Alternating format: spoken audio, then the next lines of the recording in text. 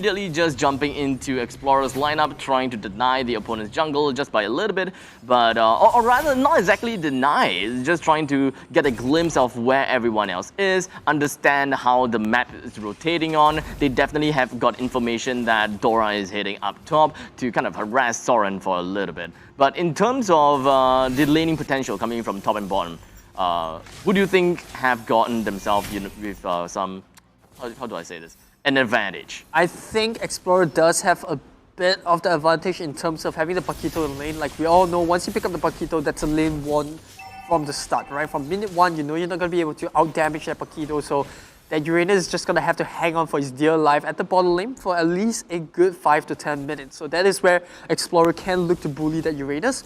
Meanwhile, you have a very interesting matchup at the top lane, which is the Zask against the Chang'e. So I think that is going to be a little bit more even. You know, Chang'e don't really have to put himself in front, but we might see a catch come down here. It depends on whether Monchichi is able to get the oof on it, and yes, they do, but Rum has to support the rest of the teammates. Takeaway coming from the backside. Rum will have to use that flicker to get out of trouble, and here comes Grandeur. Oh, the ultimate comes in, dropping very, very low, but look at Bento still wanting for more. They will have to back off though with Impunity. Oh, this is such a close game. I mean, just looking at that, both teams not really walking away with it, but Bento going in for the 1-2 punch will secure the gold buff for himself. Not too big of a deal for the Sunset Explorer. It does seem like Impunity, they understood that Explorer is trying to go for a rotation down to the bottom lane. Unfortunately, everything has been foiled as the main core of Impunity decided to head down south and ensure that their fellow friends is alive for the next few minutes or so.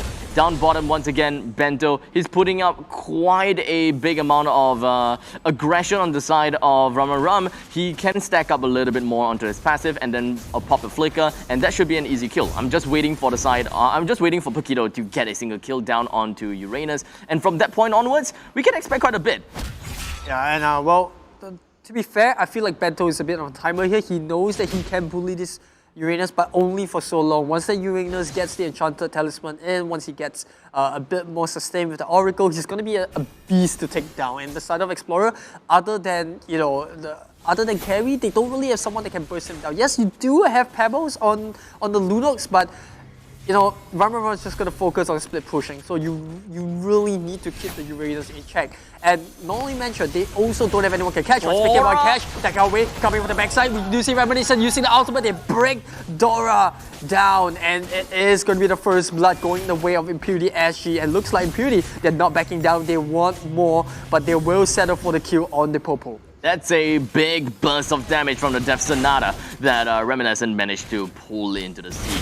So I'm actually very surprised that Death Sonata dealt so much damage to Dora, actually. Yeah, they didn't even need the Karja's pool to begin with. Like, they didn't need the Karja to commit with the Divine Justice, and this is what's so scary about Impunity SG's draft, is they have hard-hitting heroes, not only on the front line, but on the back as well. That, you know, that first pick on the Granger kind of shows why Impunity SG want to lock him down. Because they know that Explorer's draft adds off now. I mean, they didn't know that Explorer would draft the way they would, but, you know, having a Granger means that Explorer has to commit to diving on him. If not, he's just going to do damage from the back line.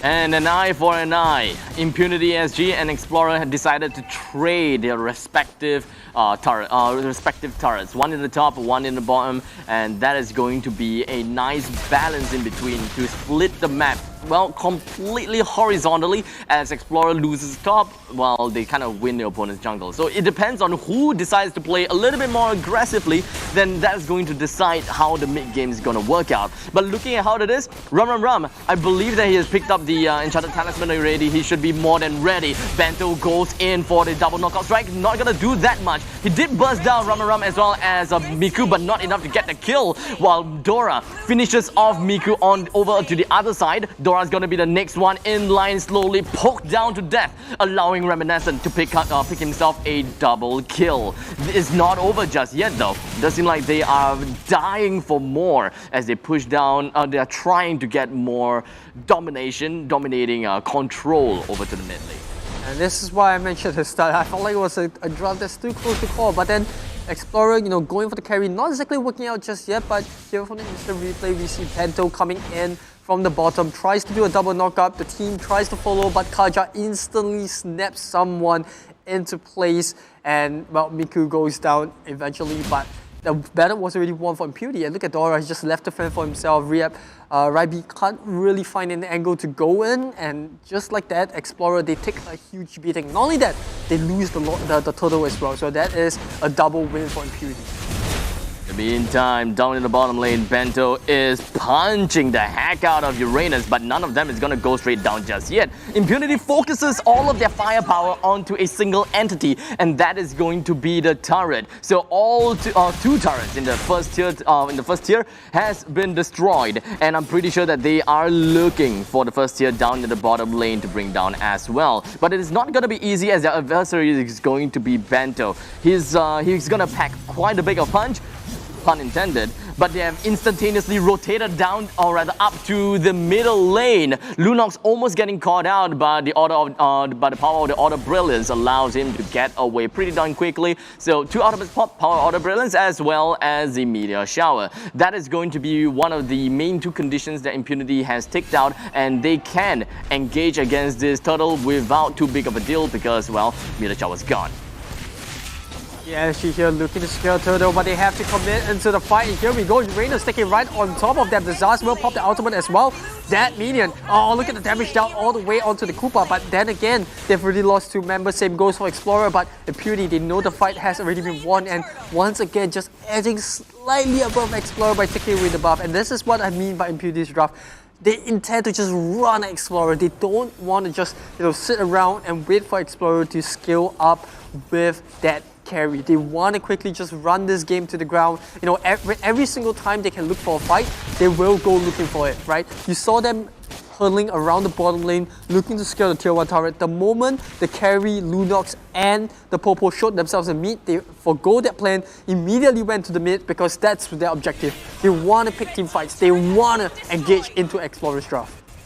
And itemizations wise, Bento already gotten himself with that. Oh, okay, we're just gonna hold that thought for a little bit as Rum that is rocking on the Dreadnought armor as well. Okay, now he's pretty much dead. Or what?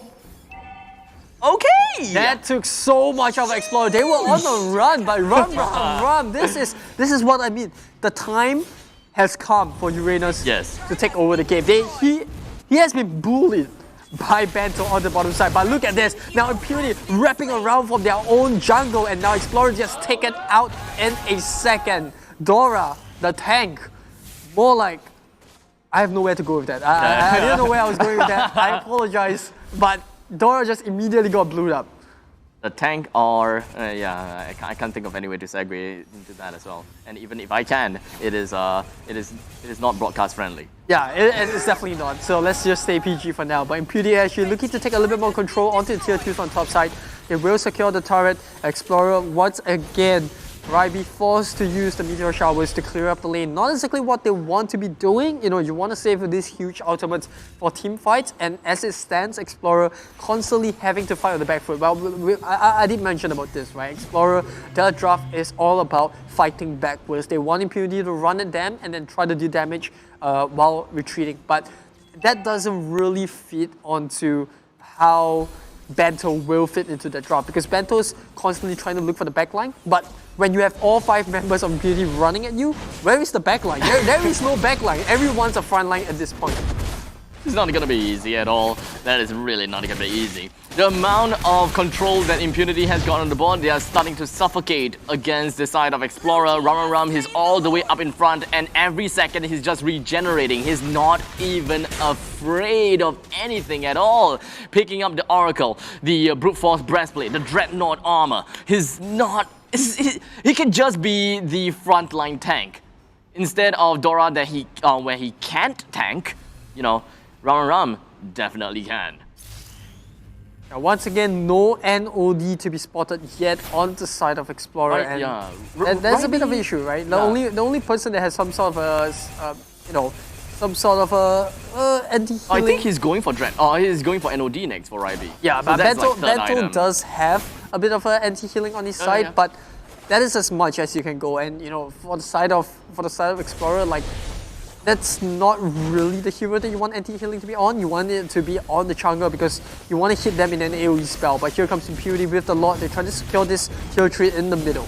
Not that big of a deal. It does seem like we do have the Meteor Shower Calamity being popped out by Ryby, just going to be pushing everyone else away. But unfortunately, it is going to be a very big push. We do have the turret itself, the miniature turret that Soren is able to bring out. The Lord itself is going to go straight down. Execration from Rum is not going to do quite much, but it's going to give him quite a bit of survivability. But speaking of survivability, Monchichi is not able to survive from the Death Sonata. The Reminiscent is able to push out. From this point on, it is just bullying. Impunity SG, they move themselves up top. Now they're gonna move themselves down south. They have managed to destroy every single one of the inhibitor turret with no problems at all. And this is going to be a barren wasteland that we are looking from the Explorer's base. Takeaway and Rum, they are going to be the one that's just going to be on the front lines, and they are still pretty darn healthy because we're talking about Rafaela after all. Stunned is the Pebble. He's not going to be breaking out into brilliance. He's not going to be getting himself away. But despite all of it all,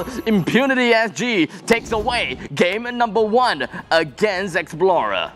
Yeah, very